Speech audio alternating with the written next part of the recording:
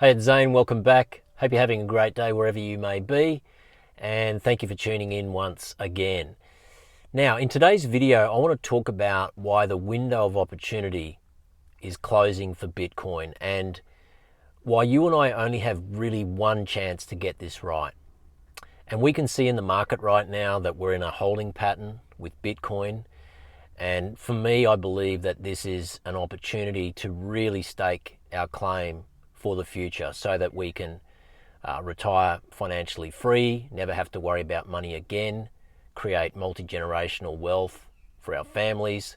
All of these are opportunities that you and I have right now, but I really don't believe that this opportunity is going to last very long. And the reason I say that is because where we are on the adoption curve. We know that less than 5% of the population has any exposure to Bitcoin.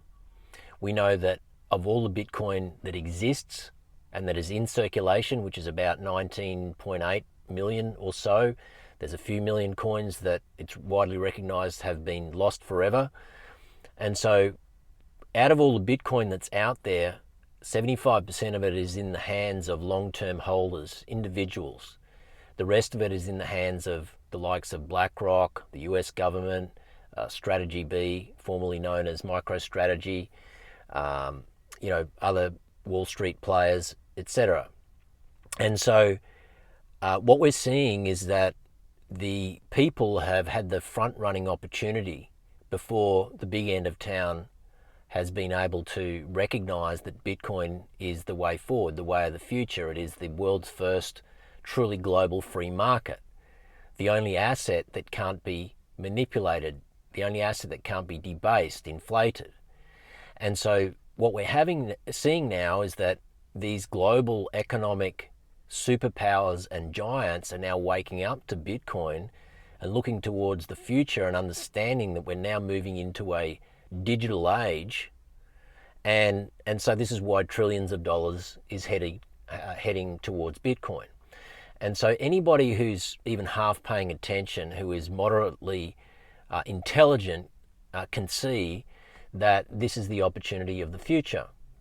And so really my point today is to kind of hammer home for you, if you're not already kind of on this life raft, the point that, time's running out. We have to really stake our claim for the future and do it now and really stack like psychopaths.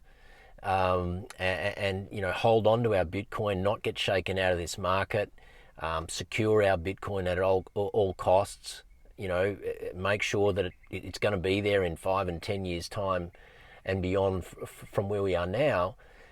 That's really the point.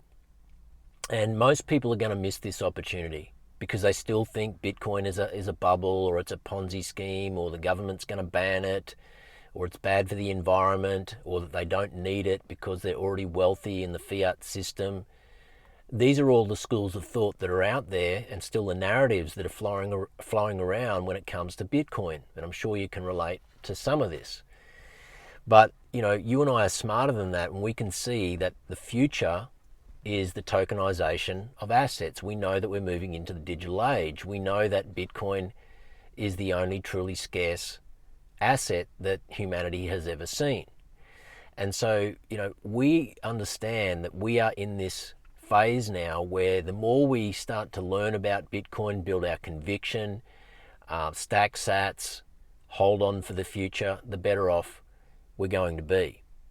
And, a thought comes to mind here when we're talking about, why we would allocate capital as opposed to other traditional asset classes, be it for our retirement, just creating wealth in general, diversification, getting out of debt, being financially free, whatever it might be, that's a goal of yours. And, it really occurs to me that when we consider an asset like real estate, for example, which has traditionally been, the most potent store of value, certainly in our country, in Australia, we have to ask ourselves whether or not real estate has already been maxed out. And, I made a comment in yesterday's video that Peter Dunworth, who's quite a prolific Australian financial planner turned Bitcoiner guy who is on a lot of the big podcasts in Bitcoin land. Peter's been saying recently quite a lot that this 100x opportunity that we've seen the baby boomers benefit from when it comes to real estate, that opportunity is past now. It's unreasonable to expect that real estate is going to do 100x over the next 25, 30 years as it has done in the past, 2-3 decades. And so this is why young people now, I believe, should be diverting their attention towards Bitcoin, because Bitcoin is the new 100x opportunity. Not to mention that it is far outperforming real estate. It is repricing real estate, demonetizing real estate. I mean, we're seeing that in real time right now.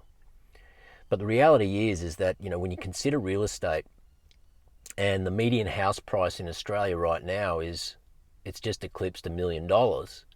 And we know that historically, the compound annual growth rate of real estate has been around 10-11%.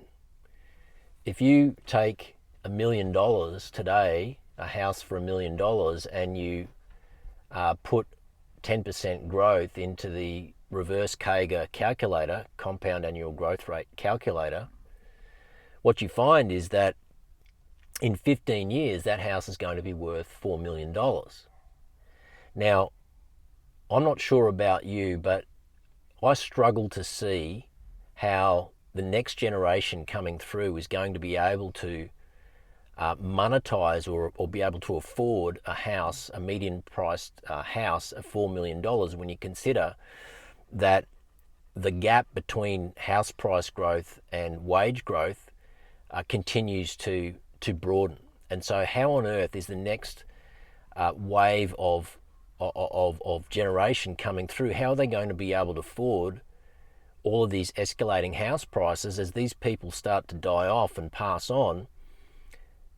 What's going to happen to the value of their assets? How are they going to be substantiated or monetized? Sure, people will inherit those assets, but for those who are wanting to sell, their $3, $4, $5 million home today, in 15 years they're going to be worth $20 million. How on earth is there going to be a market for those pieces of real estate? And so this is why many believe that real estate is going to fall back to its utility value. This 100x opportunity has only come in since fiat currency, since the early 1970s, and the house price growth, this 10-11% annual compound growth per year, has really only been reflective of the rate of currency debasement or monetary dilution, whichever way you want to explain it, since 1971, since currency has been backed by nothing. And so I'm not sure about what you think about that. Let me know your thoughts on it, but I cannot see a future where the price of homes is going to continue to grow at this 10-11% compound annual growth rate as it has over the past 30 years. Again, let me know your thoughts on that, but I just can't see it, because I don't believe, we already know that the next generation coming through, 95% of the population is struggling with the cost of living, struggling to pay rent, struggling to put food on the table, struggling to save, to plan for the future. So how on earth are they going to be able to absorb these crazy house prices, which have far exceeded wage growth over the past 30 years? How are they going to be able to monetize and support and substantiate and support or collateralize that amount of debt? I just can't see it happening. Bitcoin is the new 100x opportunity, and you and I have the opportunity to get on this life raft, to get as many of our friends and family on this life raft with us who are prepared to listen. And we have to understand that, if you extrapolate a similar model like the one I just explained, the median house price in Australia, $1 million at 10% compound annual growth rate, in 15 years it's going to be $4 million. Now maybe that'll happen, maybe it won't. If we look at Bitcoin's historical compound annual growth rate over the past decade, we know it's ranged from 50 to 55%. So let's call it 50%. To get to $4 million in 15 years at Bitcoin's compound annual growth rate of 50% historically over the past decade, if that was to continue, then we'd only need $10,000 in Bitcoin today to achieve that 4 million in 15 years.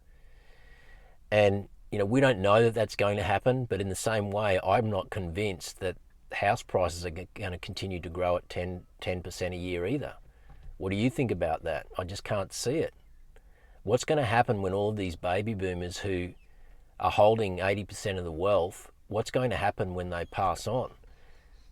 Besides those pieces of real estate that get handed down and stay in the families, what happens if somebody's got like a $7 or $8 million home now, and in 10 years, the owner of that home, they pass on and they pass it on to their kids, and the kids want to sell that asset?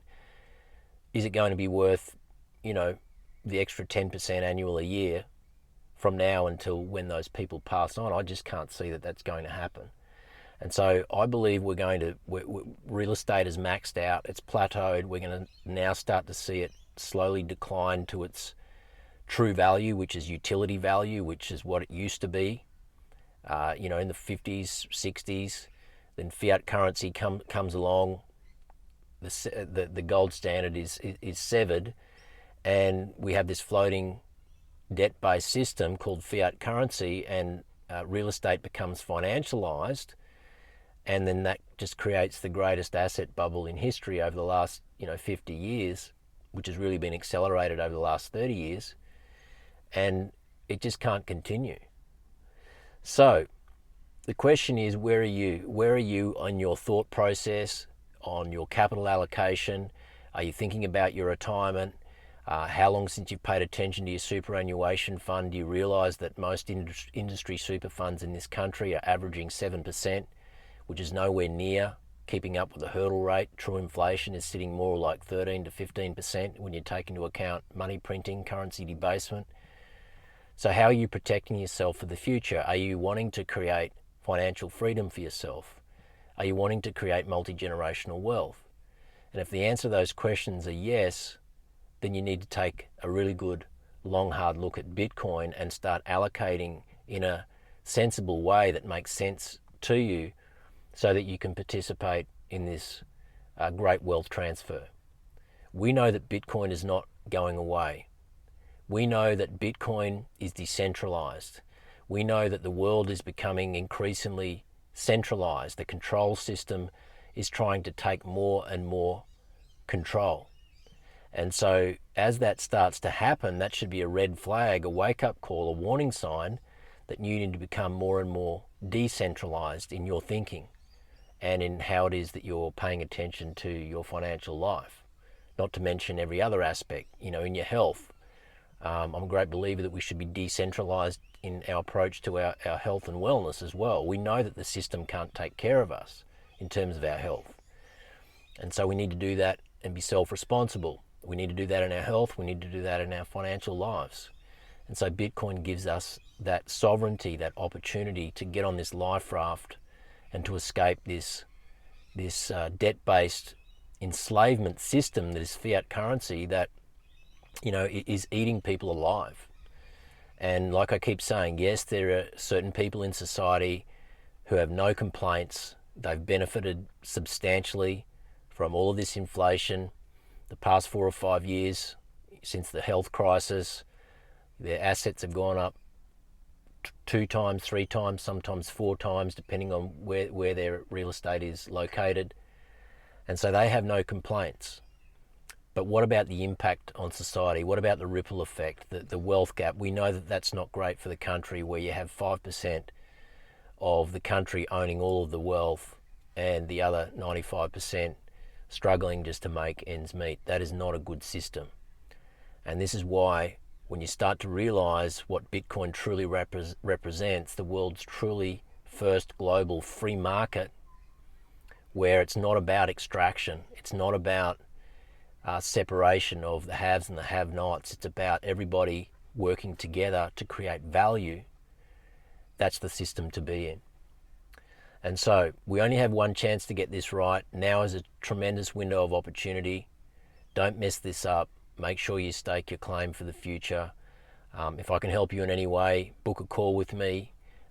Specifically, what I do is I help guide you to where it is to safely buy Bitcoin in Australia, If you need to set up an SMSF and roll over an industry super fund, I send you to the right people who can help you do that. And I can also guide you in terms of securing your Bitcoin so that you have the ability to protect your wealth and become self-sovereign. So there's a link below if you're interested in that. I do calls every week. Every single person who has a one-on-one call with me, always gives me tremendous feedback about how it saved them time, saved them money, saved them potential mistakes, and I just keep it as simple as I possibly can. But I want to thank you for listening today. Let me know your thoughts about all of this, the great transformation of wealth about to happen, the window of opportunity, the fact that we only have one opportunity to get this right. I'd love to hear your thoughts. Please like, share, and subscribe, and I'll see you in the next video. This is Zane signing out. Have a great day. Bye for now.